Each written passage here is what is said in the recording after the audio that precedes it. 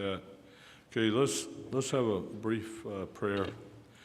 Holy Father in heaven, we thank you for the opportunity you've given us to be here this morning, to have the good health and the wherewithal to be able to enjoy the blessings in this nation we live in. We thank you, Lord, for our health. We ask that you'd bless those that are mentioned, so many that need your care, Lord, and we appreciate you and all you've done for them so far, and we continue to bless them in their health issues. We ask, Lord, that you would be with those that are in spiritual issues and who love you and are having difficulties in their lives. We ask that you would show them your love in different ways that they could understand how much you love them and how much you care for them and how much you've done for them. And they could have things that would be like a revival in their life, in their spiritual life, that they could begin to see, and their eyes would be open, they would see the spiritual advantages in following your Son and confessing as needed and spending the rest of their lives and restored to your way.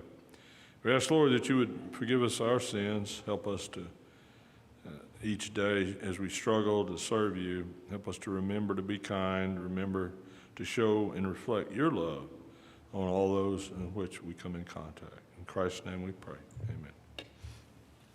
So, kind of doing a substitute lesson today as Grant was doing his series that we enjoyed so much, but he's obviously know where he is in camp and the great challenges that are going on there. And we do appreciate all the work he does and others who have volunteered to serve the youth in that camp environment. So we ask that you continue to remember them also in your daily prayers and your thoughts. So I thought I'd throw this lesson back at you. We've done it before, and about some of the evidences series I did some time back. And there's some thoughts about when you start to deal with evidences. We talked about why study evidences in the past. There are reasons to study evidences. We don't do it all the time, but let's see if I can get this going. When we study evidences, we see things that support our faith. We've chosen to believe in God. There's reasons for that choice. There's evidence God left us in the world that show that he is here. And Romans talks about that if we're honest with ourselves, we can see a lot of evidence.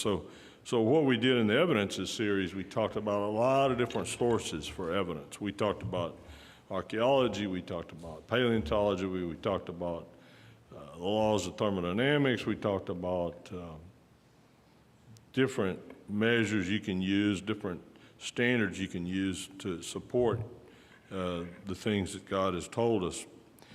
So one of the things that evolutionists have said is that there is, in their view, the naturalistic view, that there's no supernatural influence in the world or the creation of the world. That's their view. And in their view, and there's many ways we've debunked their view, but this one today is their timeline for the development or the evolution of man includes 60 to 70 million years, these huge, huge, vast times, between the last dinosaur extinction and the evolutionary beginning of man. There has to be, they require that in their plan. There must be a large span of time. And we look at that and say, you mean if you were to say that there's no large 70 million year gap between the extinction of dinosaurs, as it were, and the beginning of man, that your evolutionary theory can't work? And they'll tell you, yeah, there must be this gap. That's the general thought about evolutionists today. There must be a 70 million year gap between man and dinosaurs, that they did not and never did coexist. That is their thesis. We have evidence to say, yes, they did coexist. There's evidence out there. And again, you can call it proof if you want to, but I like to call it evidence. It supports our notion. It's not shown to many people, but it's there. If you seek it, you can find it. Do you have to be a paleontologist to understand this evidence? Well, no. We'll show it, demonstrate that. Are there other tenets of evolution that are rebutted by evidence? And so how old is the evidence? Where do we get all this evidence? What are we talking about? Well, I'd like to start where we'll end up, is this quote from an evolutionist, Louis Jacobs, an SMU professor. He's a former president of the Society of Vertebrate Paleontology, okay, a home place for a lot of evolutionary thought. And he talks about the co-occurrence of men and dinosaurs. Such an association would dispel an earth with vast antiquity. See, that is what the evolutionists require. They require huge timeline, huge lengths of time between the beginning of the earth and man's appearance. Such an association would dispel an earth with vast antiquity. Remember, they require that in their economy of evolution, their thought. The entire history of creation, including the day of rest, could be accommodated in the 7 biblical days of the Genesis myth. He calls it a myth. Evolution would be vanquished. And that's a quote from his writings, In Quest of the African Dinosaur, page 261. So he asserts that if you could demonstrate that men and dinosaurs coexisted, you would literally destroy the evolutionary theory. And he states that bluntly. He says, if you can prove that, well, all of evolution goes away. We can even believe the Genesis story. So remember that he said this, and then start to look at some of this evidence. And recall, if you can find this evidence and I can find these evidentiary things, you know he can find it. Just be thinking about that. The conventional theories of evolution generally assert that man did not arise in evolution until dinosaurs were all gone. Refuting this theory damages the credibility of the whole evolutionary theory. This is his statement. So look at the data that we bring up and think about it yourself and say, this data is undisputed. It's there. It's evidentiary support for creation. Up in Dinosaur Valley State Park in Glen Rose, Texas, they've got dinosaur footprints you can view from a distance in the Paluxy River riverbed. And I got a lot of this information from Dr. Aaron Judkin's book, Evolution in Human Fossil Footprints. It's a fascinating book. In 1908, the Paluxy River flooded and rose 27 feet, way back, 1908. When it receded, there were some interesting things to see. Lo and behold, there were 3-toed tracks that could be seen in the mud, or it was fossilized mud. It's hard, they're not actual mud. It was at once mud, you can tell, but it's hard rock now. George Adams discovered them in 1908 after the flood. After a series of notifications of various people through the years, finally, a paleontologist from the Museum of Natural History in New York, Roland T. Byrd, came to view them and declared that they were dinosaurs, tracks. He made his ruling. A mining geologist, an associated discipline, Clifford Burdick and Byrd got a long excavation. They excavated some of these tracks, these series of tracks you can find. And there are a lot of them now. And they sent them to New York and the Museum of Natural History there. If you've been to New York, it's a huge museum. And by 1954, there was an article in the National Geographic magazine about them. The other things noticed by Roland Bird, and this is interesting. Let's go back. Who's Roland Bird? Roland Bird is the paleontologist sent from the Museum of Natural History in New York. And he noticed not only these footprints of the dinosaurs, guess what else he noticed? Human footprints were around that. After they uncovered that strata of mud, the flood did, and then the recession from the flood, you start to see all these things that are in the stone that used to be mud. And there are human footprints nearby in the same riverbed, at the same elevation, if you will, the same geological strata. He acknowledged that they looked exactly like human footprints, and they were 15 inches long, which would make the walker posing those footprints about 7 foot 6 inches tall, big person by our standards. But since then, they've found over 100 human footprint trails, not just footprints, but trails in that same strata. They've been observed in the area. And now, you don't see that discussed when you go to the Texas park there, the state of Texas park. They talk about dinosaurs and millions of years. You can see dioramas and you can see mock-ups of dinosaurs, and they all talk about 60 or 70 million years. But they won't talk about those human footprints. They won't mention them. You have to go to other sources to find out about them. The Palaxy tracks are genuine. When you take those tracks and you section them, there've been people that take them and cut them out of the stone, literally, and then they go section them and look at them with CT scans to see if because they find that, yeah, these are tracks. They were made by people. There's mud, there's push-up from the mud that can tell as you create one of these tracks. Because there were people who tried to fake those tracks, because this is in the 30s, and there was a lot of poverty back then, so people would fake these things to try to get somebody to come look at them, and that's what the evolutionists will tell you. Oh, all these tracks are fake. Well, some may have been fake, but they've taken and sectioned these, and the paleontologists from the 30s looked at them and say, yeah, this was made by mud push-up, and this was made same time as these others, and they're strange, and they don't understand it, because their theory, remember, says they did not coexist. There's multiple tracks have been uncovered by excavation of the earth, and different people, they've named the trails that they get in there and excavate the side of that riverbed, and they found other tracks going off.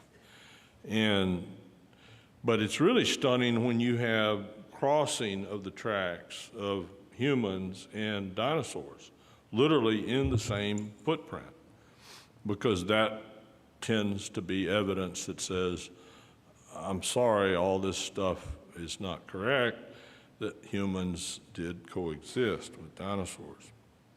Here's a trail of dinosaur tracks. You see that three-toed effect, and it's several hundred, I think it's over 100 foot long, this range of tracks, this particular one.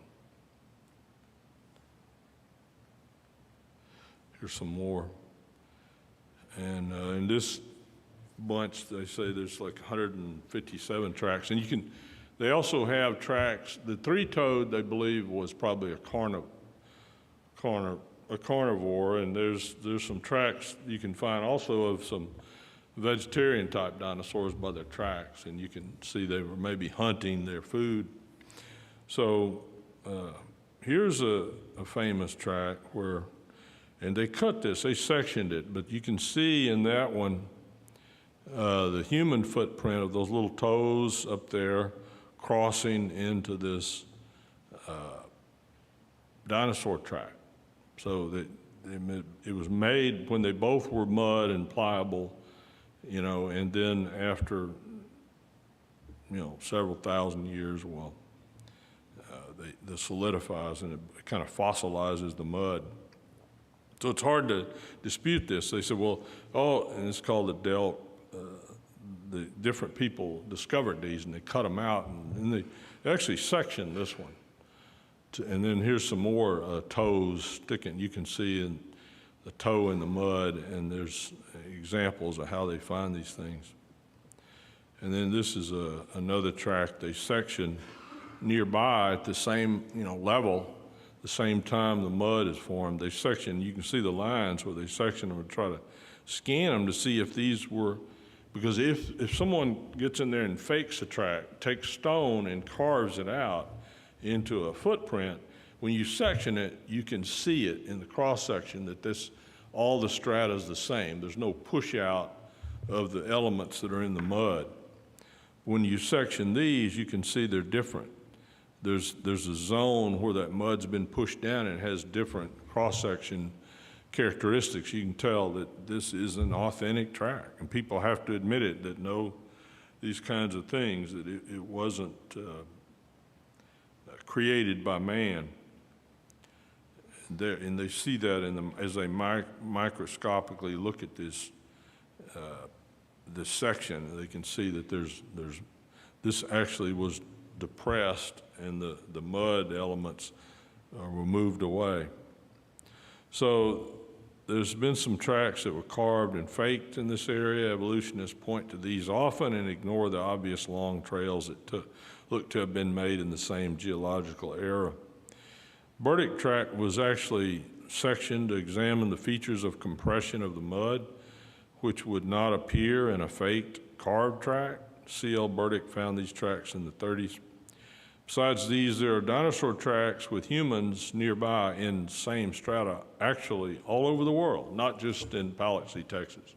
Where are these tracks found? They're found in a lot of places all over the world where they mix. And we'll talk about a little bit of these. Partial list of dinosaur tracks known to be authentic. Northern Arizona, near the Mancope Wash, near the Little Colorado River, the human and dinosaur tracks. Some had sandals even. And then in northern Arizona, in New Mexico, near Alamogordo, in the Tularosa Basin on shore of Lake Otero, what was Lake Otero. There's others nearby that are 22 inches long with 5-foot strides. These were tall, big people that were living during this dinosaur era, at least in these.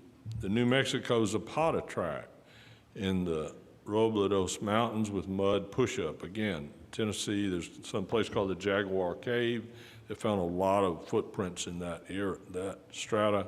Utah, the Meister track. Now, there's one you've heard about.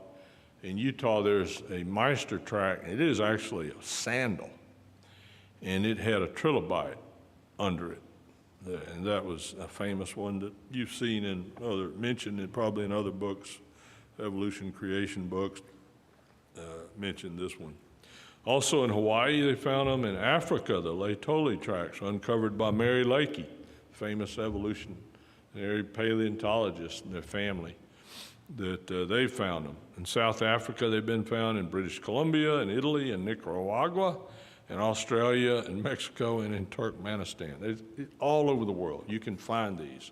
These are clearly human tracks and clearly in dinosaur strata.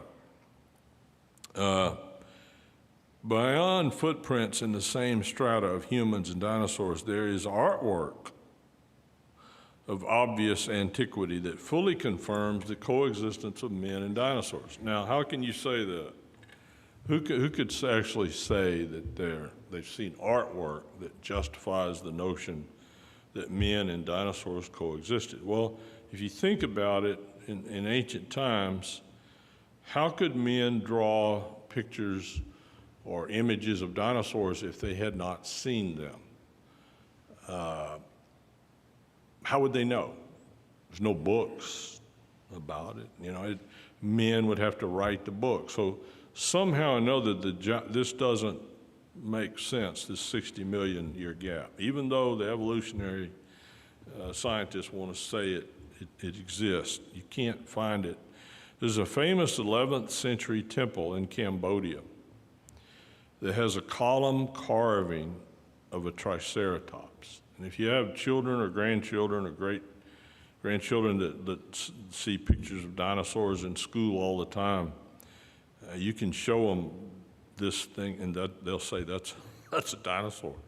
There's a cave painting in the U.S. at a national park, Natural Bridge National Park. There's a cave, kind of a pictograph, and it's distinctive. It's a dinosaur. And you show it to a kid who's seen those things and all over the place. Dinosaurs they teach more about dinosaurs than they do science, I think, sometimes. So they always want to show these kids dinosaurs, and they tell them, oh, it's been 60, 70, 100 million years ago. We can prove it. Mexican dinosaur pottery, there's actually Mexican pottery that they found several hundred years ago that are literal dinosaur images. They're literally clay that's been fired, and it's like a pottery, a ceramic item, and it's dinosaurs. I mean, and you can't deny it. So it's funny, and then there's other evidence. There's some 2,000-year-old dinosaur stone carvings, decorative carvings that they've found in Central America, and they're fascinating because they're beautiful. And the archaeologists are the ones that uncover these things, and they date them. They say, well, these are 2,000 years old. And so the archaeologists, the scientists, the scholars say that these images, these items that found in these graves, stones, colored stone, are, about from the era of Christ, about 2,000 years ago. They're pretty accurate with that, they think. So here's that carving in a Cambodian temple, and they think it's 11th century.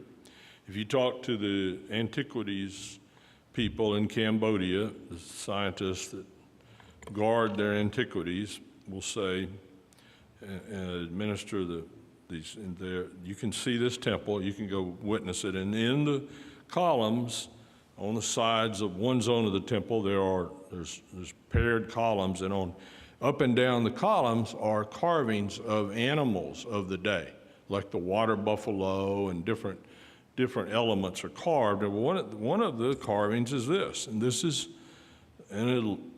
pretty well acknowledged by archaeologists and historians as about 11th century Cambodia. They carved this. Now, if you show this in this little circle to a child who's had a lot of been exposed to a lot of artwork of dinosaurs, you're going to see a child acknowledge, well, that's a dinosaur. And you have to wonder, okay, given that's sure enough a dinosaur, tell me when it was made. Well, we think it was made in the 11th century. So that's a triceratops by most reckoning. It's just pretty clear. So how did that get? And these are the images from some Mexican pottery, kind of fired clay, where they made these beautiful representations of dinosaurs. And I think these are more like 700 years old or something by the archaeologists. So there was a time, we believe, from this evidence that indeed man walked with dinosaurs. And you can, if you read the Bible and look at Job, there's chapters that describe God's answer to Job, and some of it discusses the dinosaurs. And they discuss the huge tail and like a cedar tree, and they discuss this, and it's in the Bible, okay? And again, the Bible does acknowledge dinosaurs and man coexisting in that regard. And if you go to Natural Bridges National Monument, sure enough, you can see this as one of the cave paintings. Actually, you can call it cave painting, it's a pictograph. And there's characteristics of this pictograph that, immediately touch off as, wow, this is a dinosaur. Because there is a brilliant depiction. It is actually artistically amazing what you can see in pictographs. How these artists of that era, and they don't know exactly how old this is, I'm thinking 1,000 years at least. It's so, whoever did it was talented, because they caught a lot of the features that scientists now begin to understand.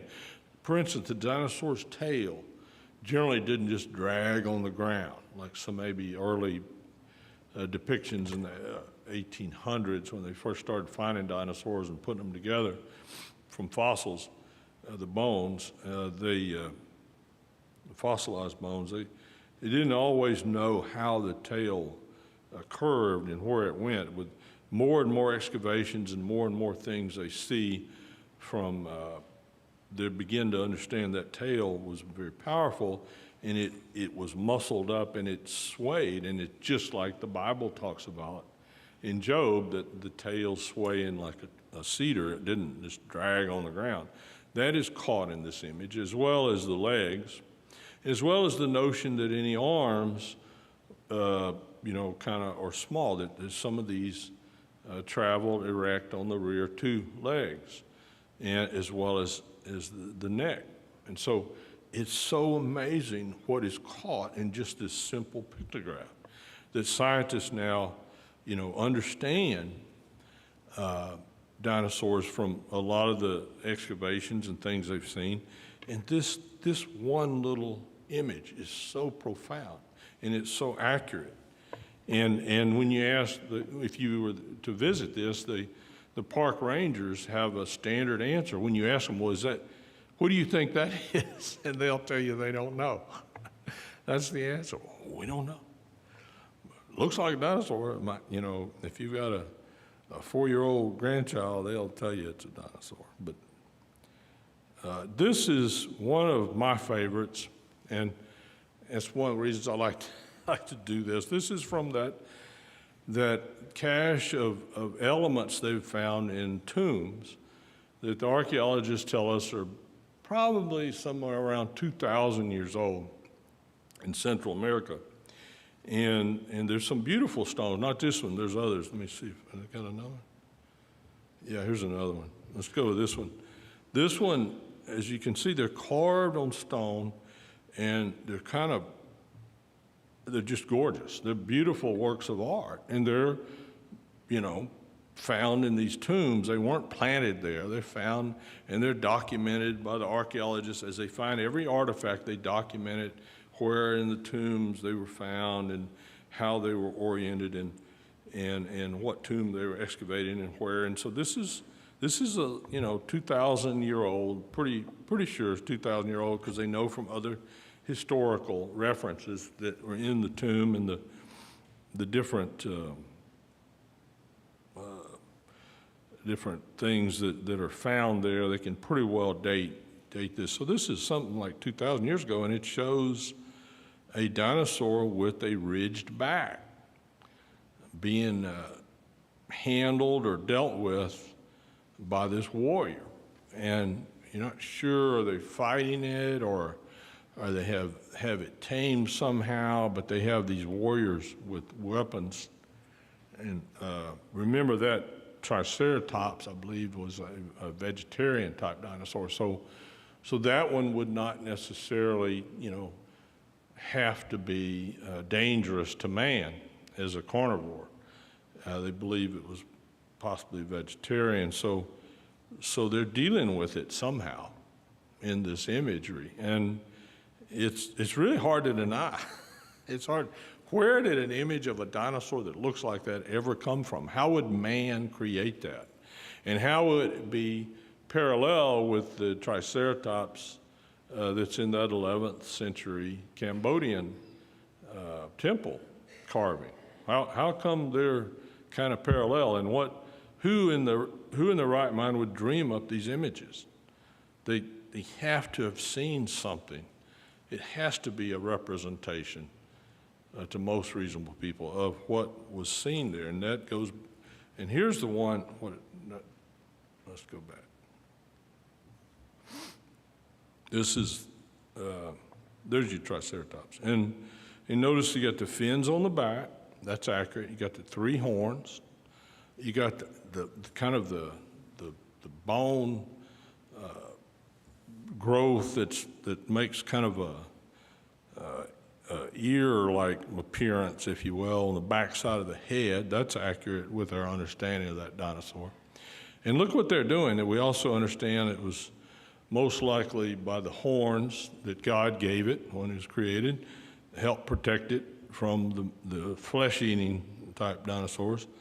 Note there's this warrior, this image of a warrior riding on its back. Now this is the one I enjoy the most, because I really get a kick out of looking at this and saying, now you want to tell me they found these in a approximately 2,000-year-old tomb, Central America, carved by man, obviously, and they're accurate in so many features that did they tame these things? Did they have a way?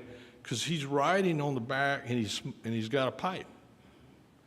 And so this is the one that I kind of enjoy the most, because of it's indisputable that this is historically accurate, approximately 2,000-year-old tomb. Men created these things. Where in the world would you get the notion to create an image like that if your eyes had not seen it, or someone hadn't seen it and drawn it up for you? And are they riding these things? What in the world's going on? And what are they smoking? Is the question you ask that these guys, these. And so it speaks to the time of the people who did these. It speaks to their culture. It helps us understand that when you start to create these myths about evolution, and they're the ones creating the myths, think about it. There's all this evidence. If I can find this, and you can find this, and you can go online and find this, and it's established archaeology, how can you possibly say that men and dinosaurs did not ever coexist? How can you do that? If you're a scientist and you're looking at evidence, because that's what scientists have to do. They have to confront the evidence and then adjust their theories based on the evidence. Are they doing that? Are they adjusting their theories? Or are they doing like a lot of us want to do when we get evidence? If you ever done any kind of research or looked at anything or tried to figure something out, you have data, and then you have outlier data. And you think, well, I got to throw away the outlier data because it's meaningless. I like all this data centered over here that tells me this. Well, the outlier data, if you've taken it correctly, it tells you something too. And you don't really just throw it away. It means your theory's not big enough. It's probably not correct. It's maybe partly correct, but you've got to include those outlier data, or if you don't, then you're just making things up and throwing stuff away so it fits your theory instead of looking at the data and letting the data drive your theory. So how good of scientists are they if they don't look at this data as well? And why should we entrust the minds and hearts of our children to people who would perpetuate these kinds of myths that men and dinosaurs did not coexist? There is a wealth of evidence about it. And so go back to that quote from that eminent scientist and evolutionist and paleontologist that would be named president of his paleontology organization. He must be highly esteemed in that study. So, and he says, oh, it would destroy all of our evolutionary thinking. It would totally revolutionize if we could just prove. And he's acting like there's no evidence when he says this. He says, it would dispel an earth with vast antiquity. It would totally dispel it. And the entire history of creation, including the day of rest, he's mocking the Genesis story. He's mocking it. He said, oh, it would, but the evidence is there from archaeology, from, footprints in in the rock that are all over the world, from the trilobite under the sandal. Some of these where there were footprints in dinosaurs and men, they're actually wearing sandals. You can tell it's a sandal. It's a man-made sandal in these images, in some of these footprints. So be careful what your children hear and what you hear, and when they start saying, oh, this is 120 million years old, this was from the era XYZ. You know, one of the things you'll see is if you read much of this, you'll see fellow scientists, they dispute each other about things, particularly the Mary Lakey, that family that has found, you know, the Lucy, and the supposed to be the transitional species. Then they'll say, well, below the Lucy level where we found that, we actually found huts made by men, which says, you know, Lucy's supposed to be a, you know, million-year ancestor of man. Well, here we find in the same strata and below, older strata, man-made huts and stuff. And so one evolutionary scientist will dispute the claims by the other, and they'll bring that data up and show it to you, while the other one hides it. So as you see them, they kind of conflict with each other. And so I just wanted to show this is kind of one of my favorite stories about when you start talking about evolution and you start discussing how they teach our children and what they say, and it's order of magnitude wrong. I mean, it's thousands, it's multiple thousands times too long a time, and they don't look at all the evidence, and they act like they're the only ones to listen to, and everyone else is just, you know, perpetuating myths. So remember that. There's evidence out there. If you want to see the evidence, God gives you the evidence. It's there. You don't have to believe these theories. There's lots of other things we've looked at in these evidentiary series, but just remember the evidence is there. It supports the biblical discussion, and we're constantly learning more about it, you know, as time goes on, because we're trying to look at the evidence and be honest and see how it comports with the Bible. So thank you for this today.